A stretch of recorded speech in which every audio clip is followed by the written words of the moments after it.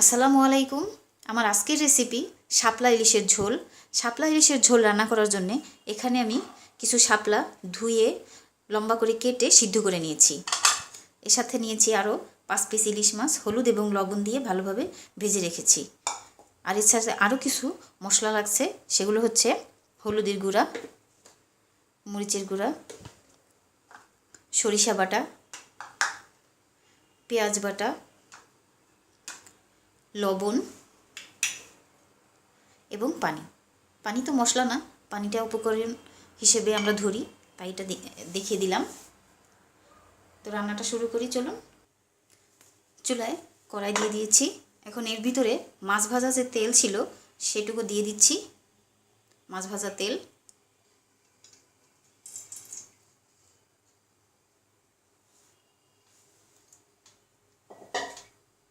তেল গরম হলে এর ভিতরে আমি সব মশলাগুলো একে একে দিয়ে দিব। তেল একটু গরম হোক। তেল গরম হয়ে গেছে, এখন এর ভিতরে দিয়ে দিচ্ছি পেঁয়াজ বাটা,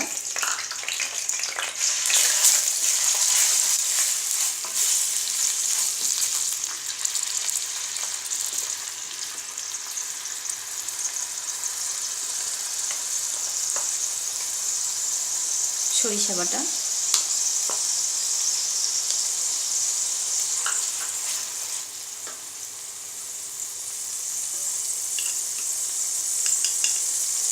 লবণ,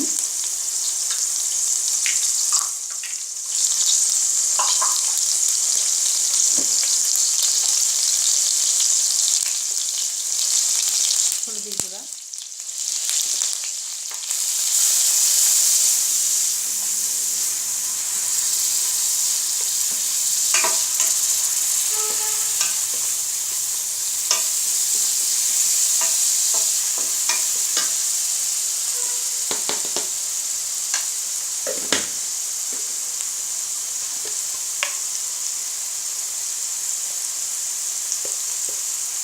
দিয়ে দিলাম মরিচের গুঁড়া,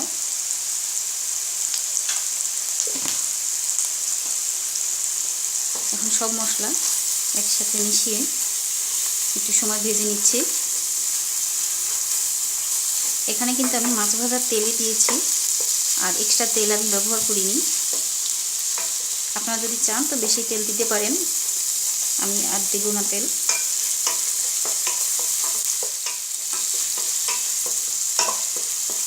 মশলা খুব ভালোভাবে ভুনতে হবে। হলুদ এবং মরিচের যে কাঁচা গন্ধ আছে সেটা চলে যাওয়া পর্যন্ত আমি এটি ভুনবো।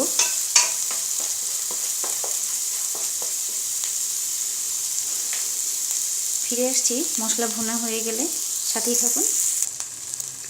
মশলা ভুনা হয়ে গেছে, দেখুন মশলা থেকে তেল আলাদা হয়ে গেছে। এখন এর ভিতরে দিয়ে দিচ্ছি একটু পানি।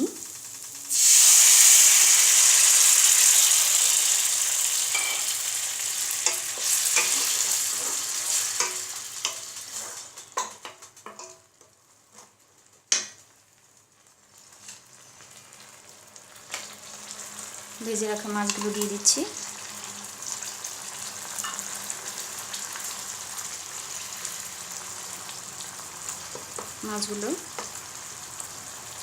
মাছগুলো আমি একটু সময়ের জন্য রান্না করব, আনুমানিক 5 মিনিট।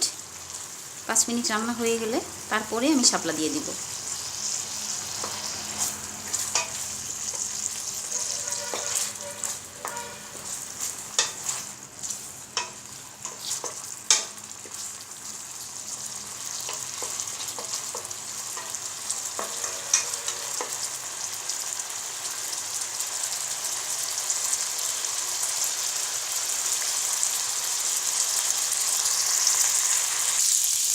ফিরে এলাম 5 মিনিট পরে। মাছগুলো একটু রান্না হয়ে গেছে। এখন আমি মাছগুলো সাইডে সরিয়ে নিয়েছি, আর এর ভিতরে এখন দিয়ে দিব সিদ্ধ করা শাপলা।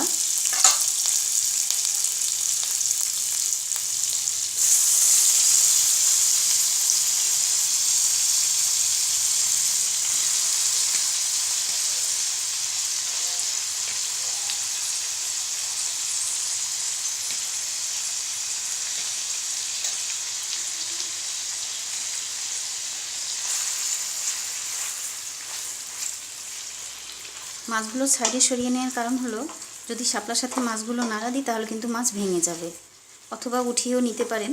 যদি আপনারা একটু ছোটো সাইজের কড়াই বা প্যান ব্যবহার করেন সেক্ষেত্রে উঠিয়ে নিলে ভালো হয়। তা আমি একটু বড় সাইজেরটা নিয়েছি।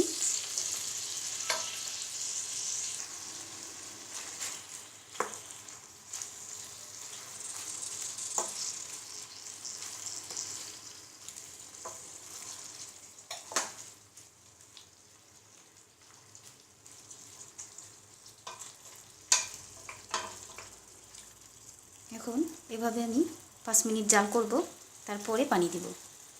তো ফিরে আসছি আরও 5 মিনিট রান্না হওয়ার পরে।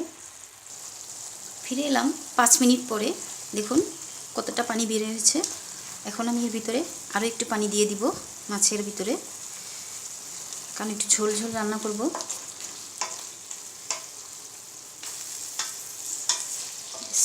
একটু মাঝখানে এনে দিলাম। এখন দিয়ে দিচ্ছি পানি। পানি খুব বেশি দিব না, কারণ শাপলা আগেই সিদ্ধ করা ছিল।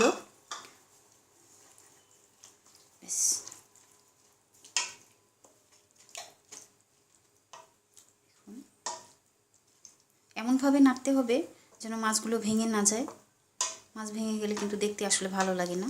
খাওয়ার সময় তো আমরা ভেঙেই খাই, তারপরেও দেখার সৌন্দর্যের জন্যে। হয়ে গেল। এখন শাপলা এবং মাছ খুব ভালোভাবে মিক্স হয়ে যাবে। তবে শাপলা আরও একটু ভালোভাবে সিদ্ধ করতে হবে, কারণ এটা পুরোপুরি সিদ্ধ করিনি আমি।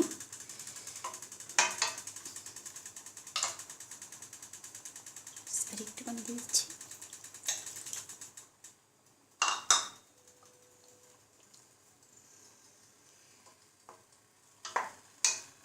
ওকে, হয়ে গেছে। তো এখন সিদ্ধ না হওয়া পর্যন্ত রান্না করব। সিদ্ধ হওয়ার পরে ফিরে আসছি, ততক্ষণ সাথেই থাকবেন। আর যদি আমার রেসিপিগুলো ভালো লাগে, অনেক রেসিপি আছে আমার চ্যানেলে আরও, আপনারা দেখতে পারেন। তো সবগুলো সবার সাথে শেয়ার করবেন, লাইক করবেন, কমেন্ট করে আমাকে জানাবেন। ফিরে আসছি কিছুক্ষণ পরে। ফিরে এলাম শাপলা খুব ভালোভাবে সিদ্ধ হয়ে যাওয়ার পরে। রান্না কমপ্লিট। এখন আমি চুলা বন্ধ করে দিব। চুলা বন্ধ করে দিলাম। তো এভাবে আপনারা বাসায় রান্না করে খাবেন। কেমন হয়েছে আমাকে জানাবেন কমেন্ট করে। সব ভালো থাকবেন, সবাই সুস্থ থাকবেন। ফিরে আসছি এরকম কোনো রেসিপি নিয়ে। আল্লাহ হাফেজ।